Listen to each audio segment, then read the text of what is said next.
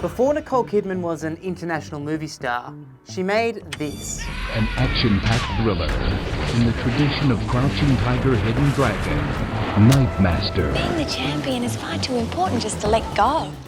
The film is not remembered well, but the fact that a bunch of Australians came together to make a martial arts film isn't as strange as it seems.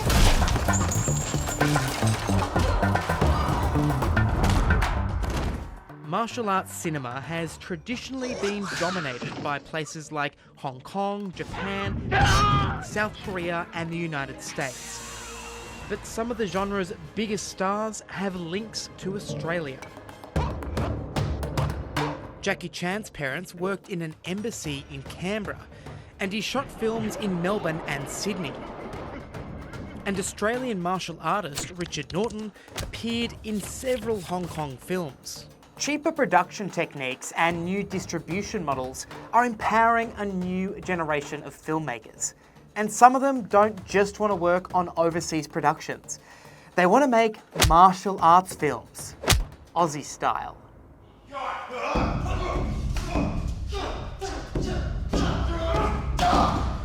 In Western Sydney, training is underway.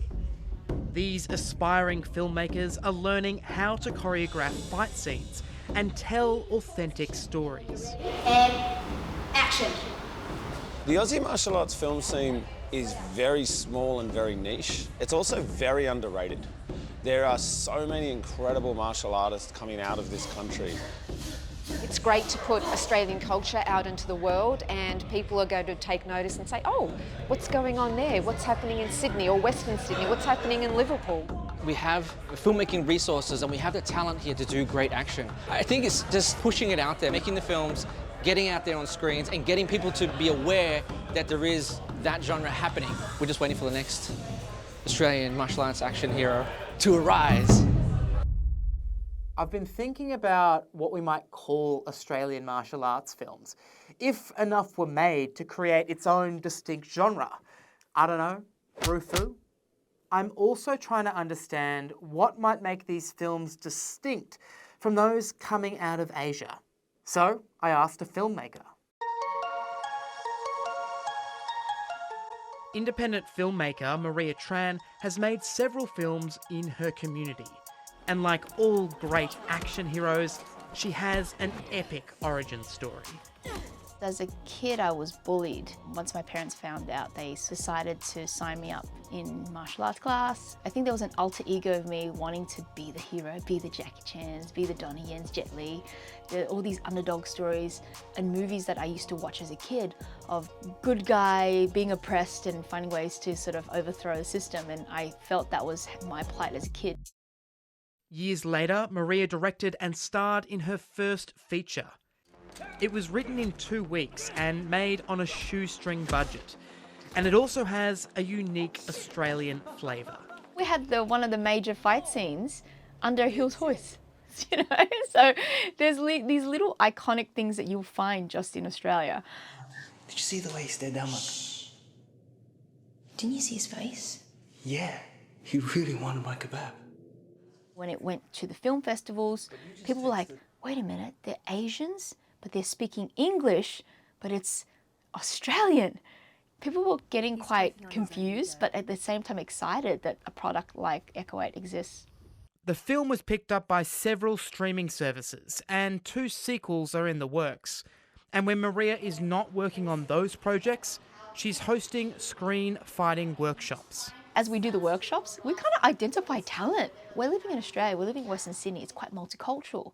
There's a lot of characters that really reflect our world.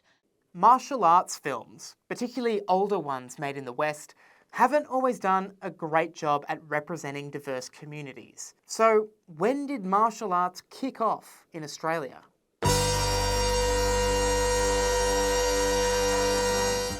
In the 1970s, the introduction of the R rating ushered in a wave of overtly violent and sexualised films. And in this era of big thrills and low censorship, martial arts found its feet. You can see the cultural anxiety in those Australian films, and usually some kind of war trauma would be used to explain those male characters and give you an excuse to trot on a couple of actual Asian people. One of the biggest hits of the decade was The Man from Hong Kong. It's a satire of James Bond films starring former James Bond actor George Lazenby. The hero is Jimmy Wong Yu, who was one of the biggest stars in Asia. The film was the first official co-production between Australia and Hong Kong. Many martial artists came to Australia to make the film. Director Brian Trenchard-Smith had plenty of contacts, thanks to a documentary he had made about the search for the next Bruce Lee. Trenchard-Smith wanted to parody Kung Fu, and yet he brought these extraordinarily experienced people with deep, deep culture from Hong Kong, and they had no idea why they were supposed to be sending up their art. So in his next film, Death Cheaters, he has a little scene where he mocks Kung Fu in the most wretched way, and you can see this nervousness about encountering something quite foreign and threatening, because it was very powerful. Between the casual racism and elaborate stunts, a new subgenre was born. And it really took off in the 80s, after the government started giving huge tax breaks to filmmakers. The downside of that was that investors made money the more money the film lost, and that led to the production of a lot of crappy films. Funding is a huge part of any filmmaking. Whatever an investor wants is usually what gets made. And in Australia, action just isn't a top priority. The top genre is drama, representing 38% of the market. Thrillers take a 17% share, followed by comedy at 12%. Only 6% of Australian films are classified as action or adventure, fewer than family or horror films. But those passionate about martial arts aren't waiting for others to make films about the place they call home. In 2024, action star Bren Foster wrote, directed and starred in Life After Fighting. Adopted children sometimes are killed within the first 2 hours, but mostly within the first 2 days. That's a parent's worst nightmare, isn't it? Life After Fighting is really intense about domestic violence. We all know that's one of the biggest problems in Australia at the moment. Other filmmakers are turning to Australian history. You see, herein lies our problem.